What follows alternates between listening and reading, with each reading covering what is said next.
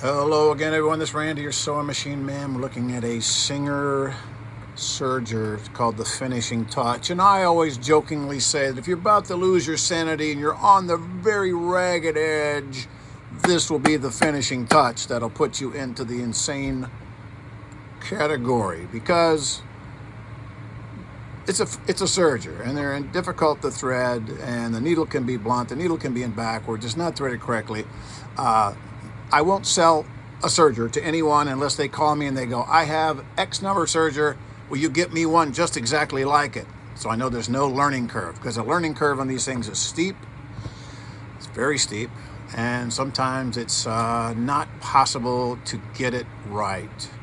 I tell people, I will come to your house and thread your machine for you for $150. Well, I'm pretty sure I have it threaded right. And I go, what's your name? They go, Susan. I go, are you pretty sure your name's Susan, or are you just estimating a guess? Oh, I'm positive it's Susan. Well, you have to be positive of the threading of these. You can't be pretty sure, and I promise you, you're not threading it right. I go to factories, and they get a new employee, and it's not threaded right. They let it run out of thread, or a thread breaks, and they're done. They're stumped because they're hard to thread. It doesn't mean that these people aren't skilled. Doesn't mean they're not brilliant. It just means that these things are hard to thread, and I'm not a big fan of selling them. I'll service them all day long. There's money to be made working on sergers, especially if you know how to thread one, which I do. They come with all these little helpful hints. There's color-coded, you know, you got the yellow, goes to the yellow, yellow, yellow. The orange or red, whatever that is, green, blue, follow all the little bouncing balls. But it's still hard, very, very hard. Now, this young lady has on here, someone told her to thread this one first. 1, that's your upper looper, and 2, that's your lower, and then go to 3, and then 4. That's all well and good, but if they didn't tell you to take the needle plate off first, you always take the needle plate off first. First thing you do when you thread a serger, take the needle plate off. I don't care which serger it is, unless it's maybe one of these ones where you line it up and then push the button and it shoots through. As long as that's working, that's pretty cool. But anything that you have to thread manually, you have to take the needle plate off, because that lower looper, you can think you have it threaded properly, or you can guess, or maybe your name's Susan. I don't know. But you have to make sure you take the needle plate off to check to make sure the thread has gone through the lower looper connector on the left-hand side. You can pull off the left, you can stand on your head and look at it. You have to take the needle plate off. It's always good to swing this up out of the way when you're threading your needles. The needles have to be absolutely straight. They can't be bent, slightly blunt, slightly anything other than perfectly out of the pack. I always sit down in the machine. First thing I do is I run my nail the length of both needles. That tells me the long groove is facing me. I have my thumbnail in the slot. Yes, both needles. And usually one of them or both of them are in backwards. The flat side goes to the back if they have a flat side. Some of them don't have a flat side. They're round. They're industrial needles, or 16x257. Oh my God, that's crazy complicated. So when you go to thread it, here's what people always get wrong when they thread these sergers. They don't get the thread between the discs. There's a gap, a disc, and a gap. And if you just drop it in there, it'll go in one of those places. The left gap, the right gap, or the in between. I always get my flashlight, and you can go right down between the discs. You can see where the thread is. You can see it's between the discs. Real easy. Looking right directly into it. You don't see the thread because it's down inside the disc. Every machine has this problem. See down inside there, see the white? There's the thread down in there. You close the disc down, the thread goes away. All the way across, you check, no thread. You look down inside, there's the thread. It can get on this side of the disc, it can be over here. It can be on this side of the disc, it can be over here. It can just as easily slide into any one of those 3 places. Left of the disc, center, correct. Right of the disc, incorrect. You have 1, 2, 3, 4 chances to goof that up. Another way to double check to make sure your thread is in between there is after you thread it, you pull on this side of the tension disc. You pull, and you'll feel the resistance. That means it's between the disc. You pull over here.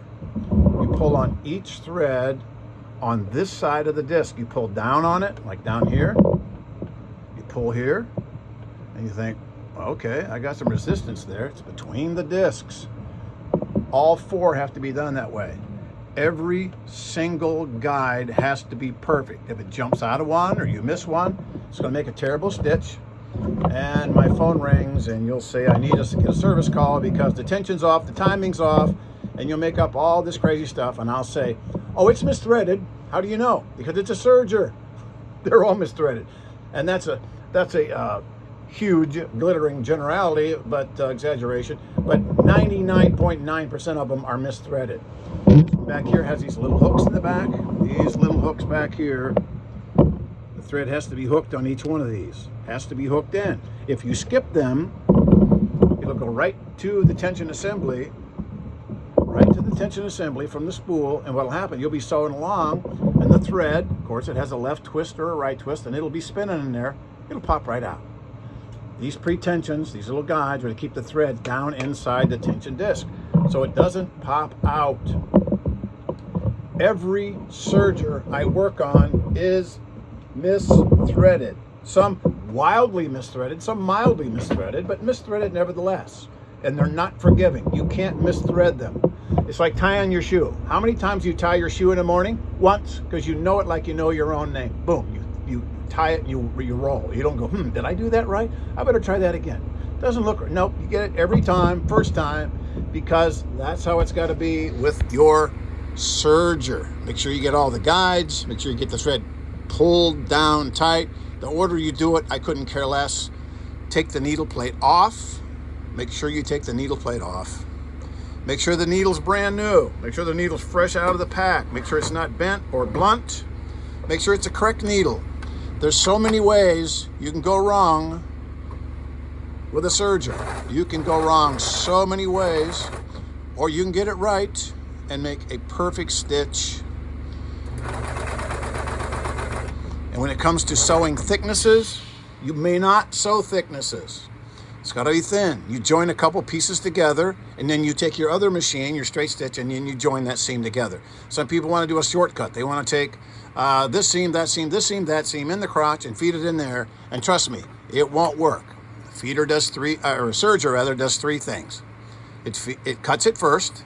That's why your knife is out front. And then it feeds it, they're underneath, and then it sews it. The last thing it does, it sews it. If it won't cut it, it won't feed it, it won't sew it. So people say it won't feed it. Well, you're done. A couple layers of serger, of fabric on a serger, a couple layers, that's all they're designed for. And if you think you're going to put a size 20 needle in there and some real heavy upholstery thread and sew on vinyl, nope, it's not going to happen.